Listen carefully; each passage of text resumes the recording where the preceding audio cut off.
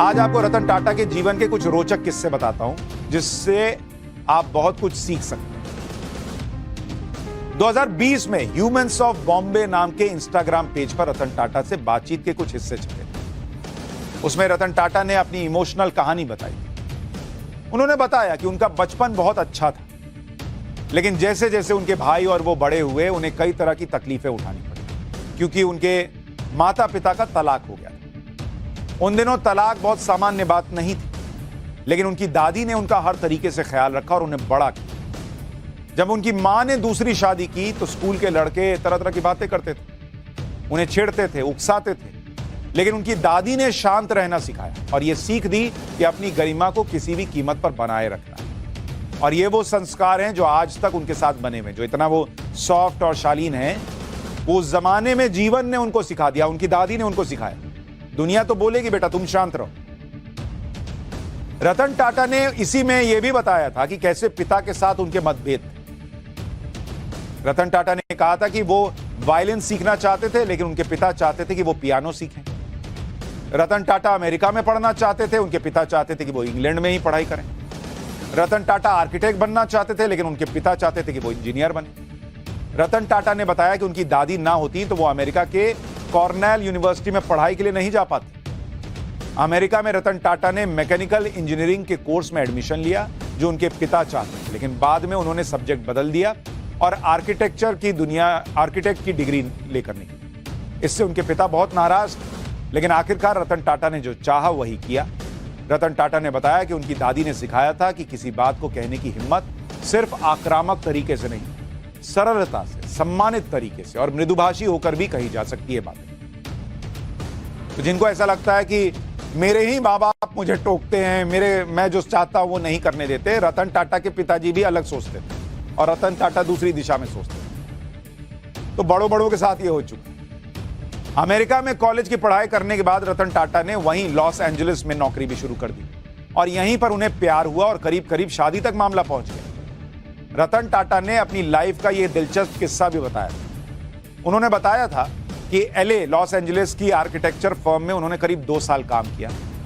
वहां का मौसम शानदार था, उन्हें अपनी नौकरी बहुत पसंद थी, उनके पास अब अपनी गाड़ी हो चुकी थी और इसी दौरान लॉस एंजलिस में उन्हें प्यार हो गया और करीब करीब शादी तक बात पहुंच गई। लेकिन हुई नहीं। हुआ क्या कि उन्हें टेम्पररी भारत लौटने का फैसला करना पड़ा क्योंकि उनकी दादी पिछले 7 साल से बीमार थी और उनकी तबीयत बिगड़ रही। रतन टाटा ने सोचा कि जब वो भारत लौटेंगे तो उनके साथ वो लड़की भी भारत आ जाएगी जिससे वो शादी करना चाहते हैं।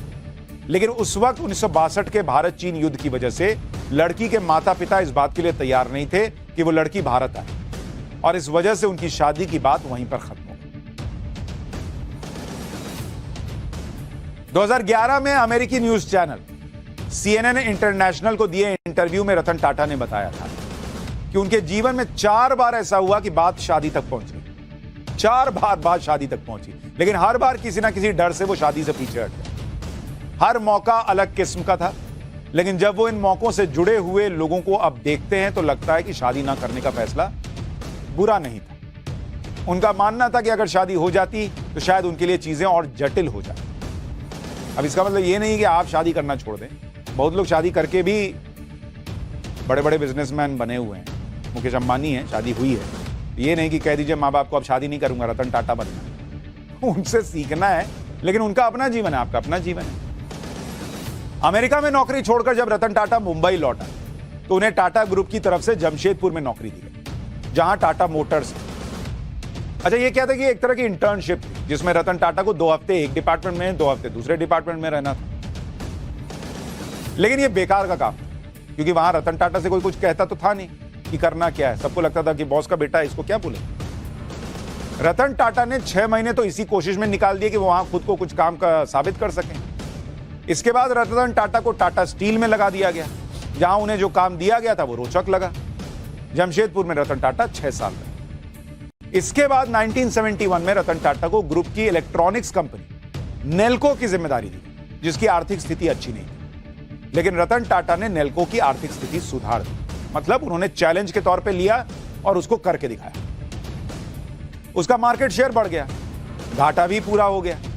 हालांकि बाद में इमरजेंसी की वजह से आई मंदी और यूनियन की हड़तालों ने नेल्को को भी बंद करवा दिया एक तरीके। इसके बाद रतन टाटा को ग्रुप की सबसे पुरानी कपड़ा मिल इंप्रेस मिल्स को संभालने के लिए कहा गया, जो बड़े घाटे में चल रही।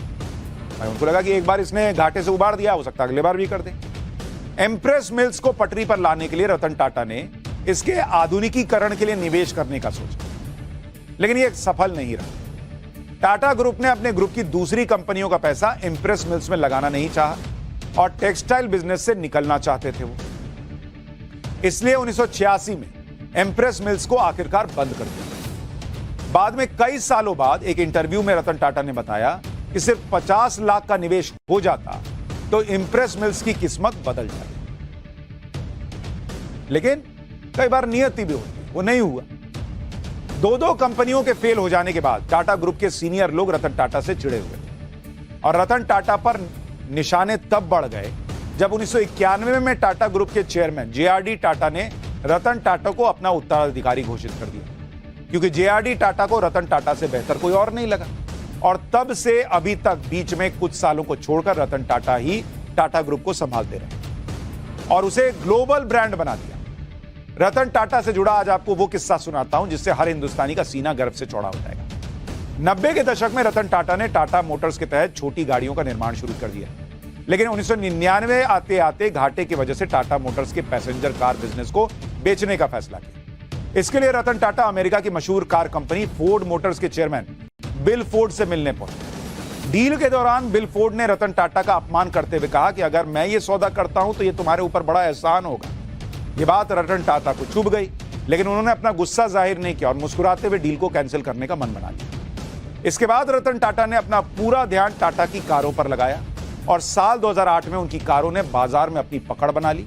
लेकिन दूसरी तरफ अमेरिका में फोर्ड मोटर्स का ग्राफ नीचे आता चला।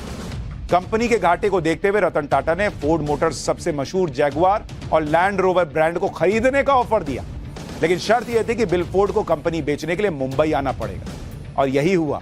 ऐसा कहा जाता है कि इस डील के दौरान बिल फोर्ड ने रतन टाटा से कहा कि इस डील से आपने मेरे ऊपर बहुत बड़ा एहसान किया। यह बात आपको इसलिए बताई कि बड़ा होने में और महान होने में फर्क